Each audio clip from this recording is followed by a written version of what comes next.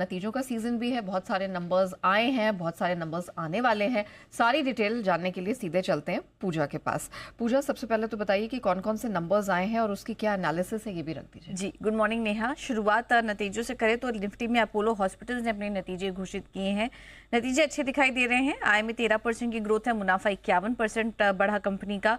ग्रासिम के नतीजे अनुमान से कमजोर हैं। बिक्री में 30% की बढ़त आई है, लेकिन अनुमान जो था उससे कम यहाँ पर बिक्री के आंकड़े आए। मुनाफे से घाटे में आ चुकी है कंपनी और मार्जिन पर भी काफी ज्यादा असर पड़ा है, क्योंकि ग्रासिम काफी सारे वेंचर्स में निवेश कर रही है, तो उसका असर इस बार कंपनी के प्रॉफिटेबिलिटी पर देखने को मिला है।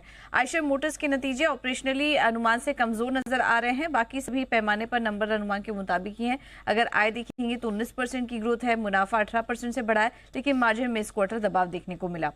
वायदा बाजार में स्कॉट्स कुबोटा नंबर अनुमान से कमजोर। आय में 8.5% की ग्रोथ है, मुनाफा 8% से बढ़ा कंपनी का। बाटा के नतीजे ऑपरेशनली अनुमान के मुताबिक देखने को मिले हैं। आय में 2% की बढ़त इस बार कंपनी ने दर्ज की।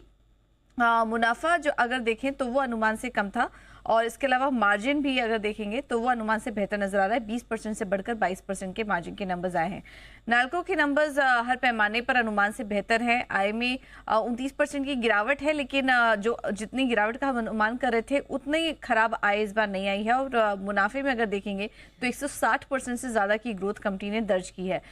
इसके अलावा नायका नतीजे मोरलेस अनुमान के मुताबिक ही नजर आ रहे हैं। आय में 26% की ग्रोथ, मुनाफा 61% बढ़ा कंपनी का, और मार्जिन में भी हमने देखा कि 40% से ज्यादा की ग्रोथ इस बार कंपनी ने दर्ज की।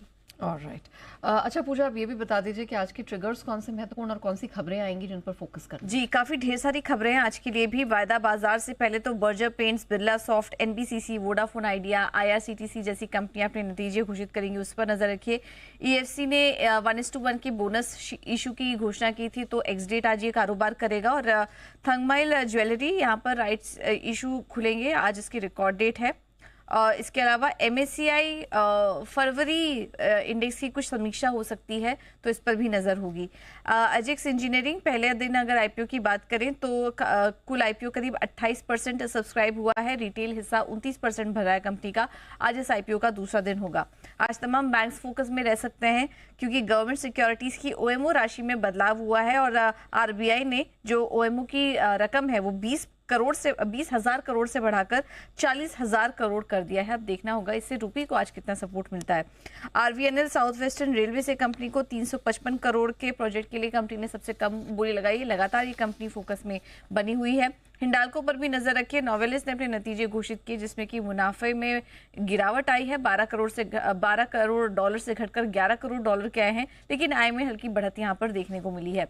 शार्लेट होटल्स और मैनकाइंड फार्मा पर भी नजर रखिए। बोर्ड से महानंदा स्पा एंड रिसोर्ट्स के अधिग्रहण को मंजूरी मिल चुकी है। पूरी हिस्सेदारी जो है वो मैनकाइंड फार्मा 530 करोड़ में बेचेगी।